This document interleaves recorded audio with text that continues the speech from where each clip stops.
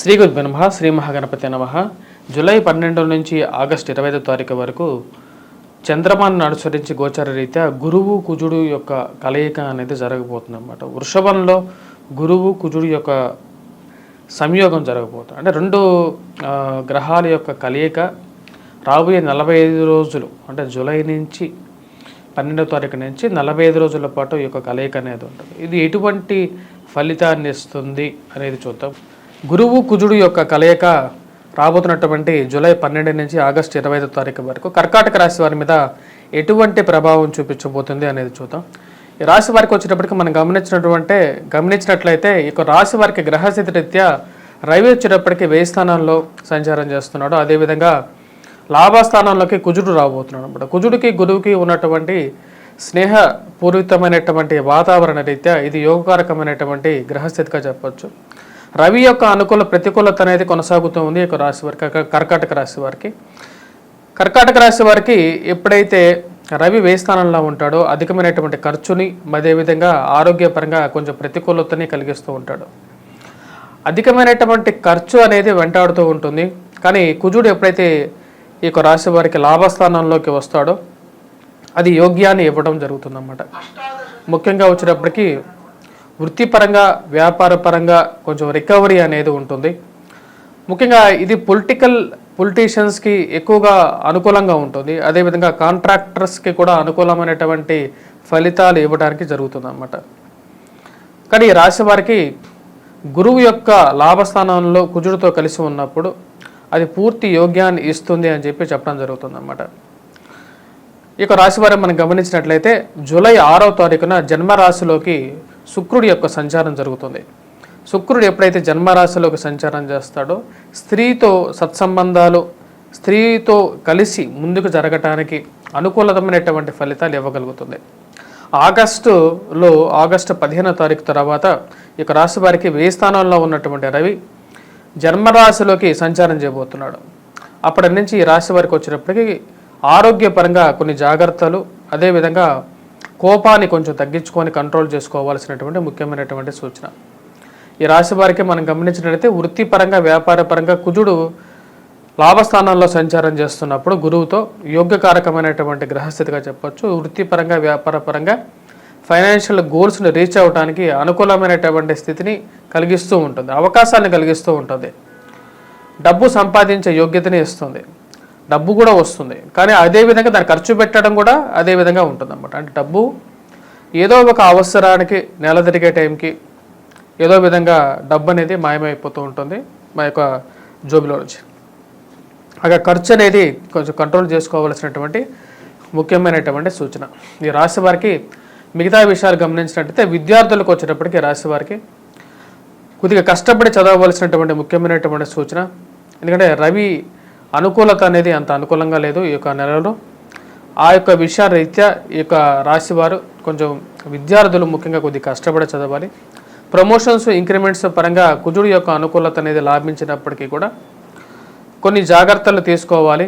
ముఖ్యంగా వచ్చేటప్పటికి దూర ప్రాంత ప్రయాణ సంబంధితమైన విషయాలు అలసిపోవటం, జ్వరపీడత్వం విషయంలో కూడా జాగ్రత్త అనేది ముఖ్యం.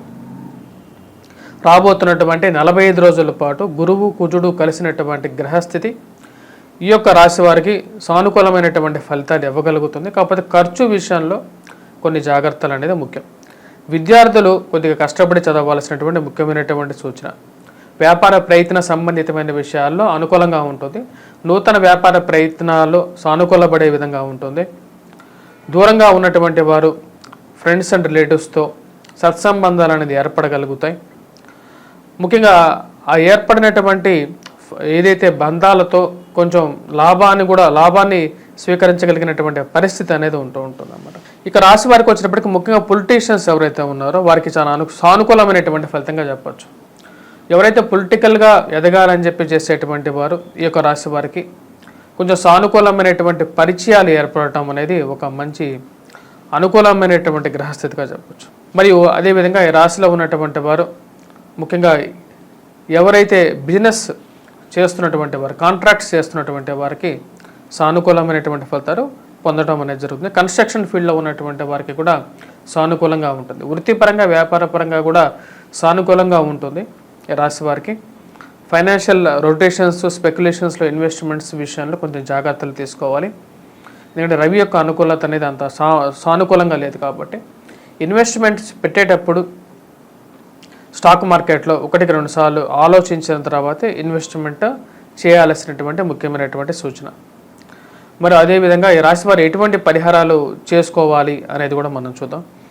ఈ రాశివారం మనం గమనించినట్లయితే ఈ రాశివారికి 1000 స్థానాల్లో ఉన్నటువంటి రవి అంత యోగ్యకారకమైనటువంటి స్థితిలో లేడు. ఆగస్టు 15వ తారీఖు తర్వాత కూడా రవి అనుకూలత అనేది తక్కువగా ఉంది. రవి అనుకూలత రీత్యా పెంపొందించుకోవడం కోసం సూర్య నమస్కారాలు అనేది చాలా ముఖ్యమైనటువంటి సింపుల్ రెమెడీగా చెప్పచ్చు. యోగాలను మరియు అదేవిధంగా చాలా చోట్ల ఇక సూర్య నమస్కారాలు ఎలా చేయాలి పద్ధతులు అనేవి నేర్పించడం జరుగుతుంది. వాటిని ఫాలో అయ్యి ఇక సూర్య నమస్కారాలు చేసుకున్నట్లయితే సానుకూలమైనటువంటి ఫలితాలు కూడా పొందడం అనేది జరుగుతుంది. అదేవిధంగా ఈ రాశి వారికి మిగతా గ్రహాల గురించి, మిగతా గ్రహస్థితి రీత్యా మనం చూసినట్లయితే రాహు యొక్క ప్రతికూలత అనేది కొంచెం వెంటాడుతుంది. అష్టమంలో వచ్చేటప్పటికి శనిగ్రహ సంచారం చేస్తుంది.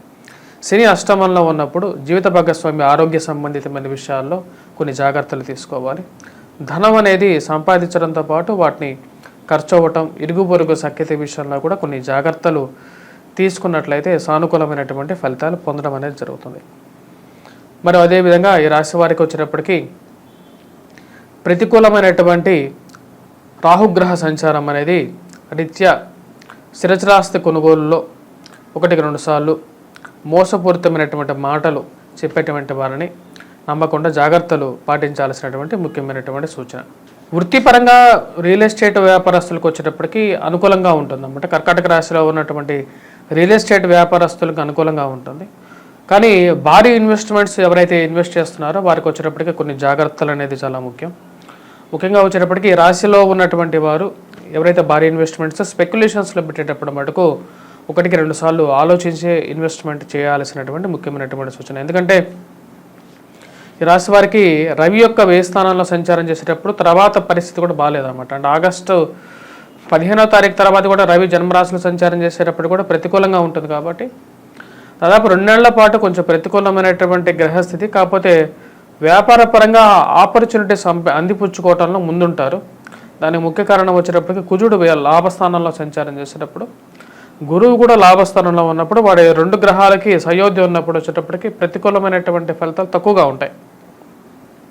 ఆ విషయాన్ని 1-2 సార్లు గమనించి భారీ ఇన్వెస్ట్మెంట్స్ పెట్టేటప్పుడు మీ యొక్క స్వజాతకాన్ని కూడా పరిశీలించుకున్న తర్వాతే పెద్ద ఇన్వెస్ట్మెంట్స్ గురించి ఆలోచించాల్సినటువంటి ముఖ్యమైనటువంటి సూచన.